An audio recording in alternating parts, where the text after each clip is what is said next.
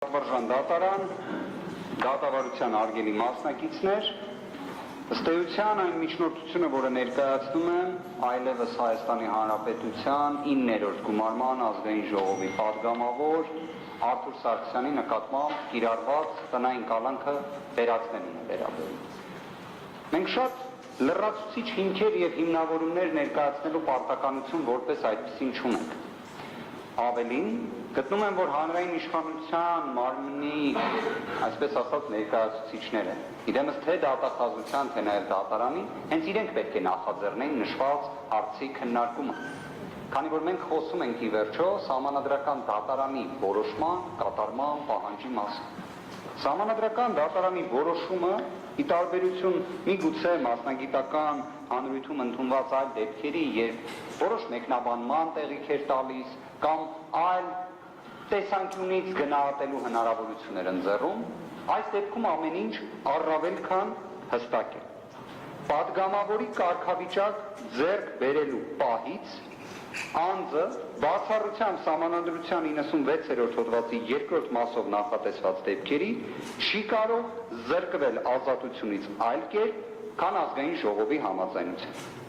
Ավելին, նույն որոշմամբ ուղիղ արձանագրված է իդեպ եզրափակիչ մասում սահմանադրական դատարանի որոշման, այսինքն ամբողջ իրավական դիրքորոշումները ամփոփելու պայմաններում պատվարժան դատարան, սահմանադրական դատարանը ուղիղ արձանագրել էր, որ պատգամավորի կարգավիճակ ձեռք բերելու պահից սկսած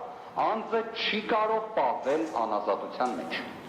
2026 թվականի հուլիսի 21-ին, իդեպ բնօրինակն է նաև հենց մեր տրամադրության տակ, ես նշվածը կխնդրեմ նարության դեպքում փոխանցվի դատարանին, պատվարժան դատարան խնդրելով, որ վերադարձվի, մենք կից ներկայացրել էինք մեր միջնորդությանը կենտրոնական ընտրական հանձնաժողովի արձանագրությունը, որը վերաբերում է ընտրված ազգային ժողովի պատգամավորներ գրանցելու եւ մանդատներ տրամադրելու մասին,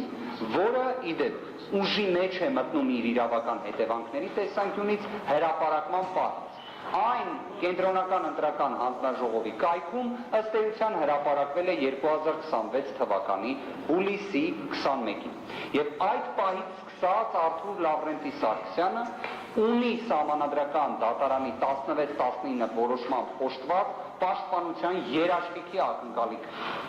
Իսկ այդ ակնկալիքի ապահովման պարտականությունը պատվարժան դատարան կրում եք դուք եւ կրկին ուզում եմ նշել, հանրային մեղադրողները եւս պետք է հանդես գային որպես նշված հարցի նախաձեռնողներ։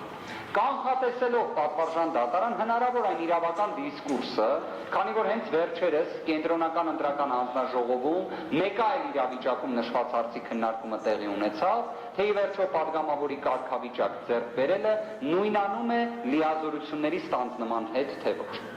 Արթուր Սարգսյանը որպես ազգային ժողովի 9-րդ գումարման պատգամավոր իր լիազորությունները ստանձնելու է օգոստոսի 2-ին ժամը 10:00-ին։ Բայց ինչպես ես նշեցի, սահմանադրական դատարանը խոսում է պատգամավորի կարգավիճակ ձեռք բերելու, այլ ոչ թե լիազորություններ ստանձնելու մասին։ Իդեպ դա էլ պատահական չէ, որովհետև նախքան լիազորություններ ստանձնելը պատվարժան դատարան ազգային ժողովի պատգամավորի կարգավիճակը ձեռք բերած անձը պետք է ողջամիտ հնարավորություն ունենա նախապատրաստվելու այդ լիազորությունների ստանձնման։ Խոսքը գնում է խմբակցության կազմավորման մասին։ Խոսքը գնում է խմբակցության կանոնադրության հաստատման մասին, ընթացիկ հարցերի նախապատրաստման մասին, ազգային ժողովի առաջին նստաշրջանի առաջին նիստի հարցերի քննարկման մասին, մարտավարության մշակման մասին եւ ամենակարևորը ներկայացուցչական մանդատի իրացման մասին։ Ես ուզում եմ հստակ ընդգծել, որ այլևս Արթուր Լավրենտի Սարգսյանը այս դատական նիստերի դահլիճում գտնվում է իր անձեռմխելիությունը չհաղթահարված անձի կարգավիճակում։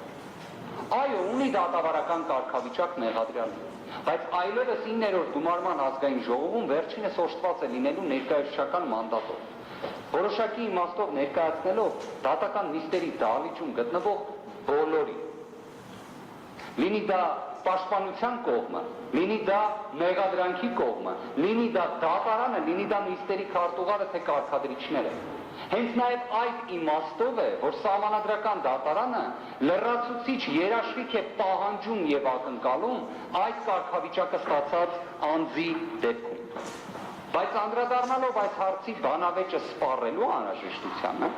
2024 թվականի մայիսի 14-ին Վճռաբեկ դատարանը իր նախադեպային որոշմամբ, որի համար քիչ առաջ ես վկայակոչեցի եւ գործընկերները կարող են պարզապես դատալեքս տեղեկատվական համակարգով նշվածը հավաստել։ Խոսքը գնում է 15-րդ կետում իրավական դիրքորոշման մասին։ Վճռաբեկ դատարանը գտնում է, որ Իդեպ համանման իրավիճակում Արթուր Սարգսյանն էլ էր գտնվել 2021 թվականին, ինչպես Մխիթար Զաքարյանը, 2021 թվականի հուլիսի 22-ին падգամավորի կարգավիճակ ձեռք բերելու փաստի ուժով ենթակա է եղել ազատ հարձակման։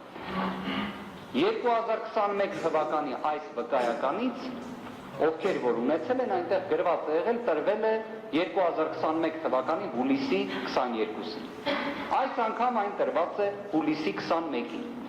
Օգոստոսի 2-ը, ինչպես 2021 թվականին լիազորությունների ստանձնման օրն է հանդիսացել, այդպես էլ 2026 թվականին լիազորությունների ստանձնման օրն է հանդիսանում։ Բայց նաև բացառելով հնարավոր որևէ այլևս բանավեճ,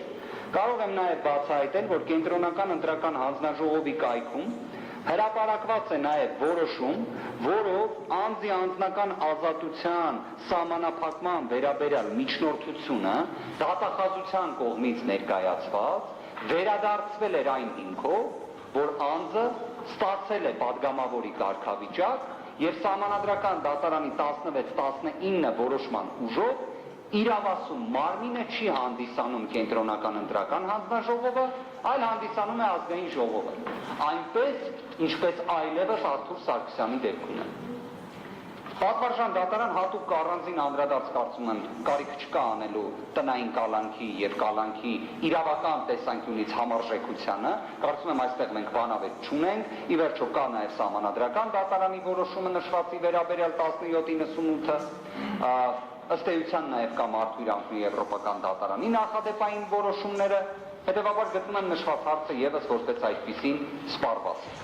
Խնդրում եմ պատվարժան դատարան ներկայացված հիմքերից, հիմնավորումներից ելնելով Սահմանադրական դատարանի 2021 թվականի դեկտեմբերի 7-ի 16-19 որոշման հստակ իրավական դիրքորոշումներից ելնելով նաև Վճռաբեկ դատարանի 2024 թվականի մայիսի 14-ի որոշումից ելնելով,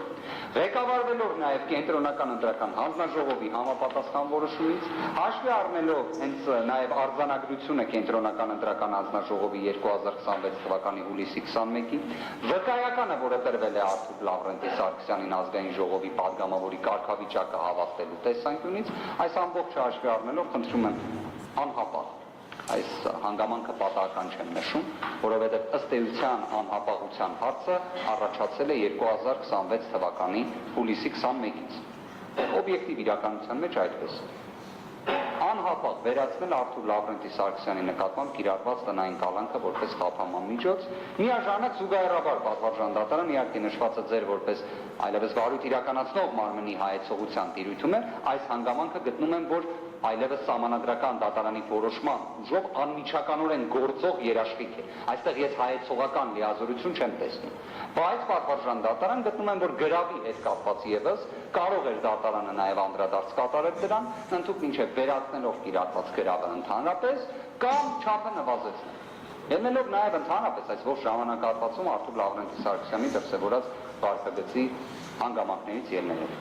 Այսքաններ պատվարժան դատարան, շնորհակալ եմ։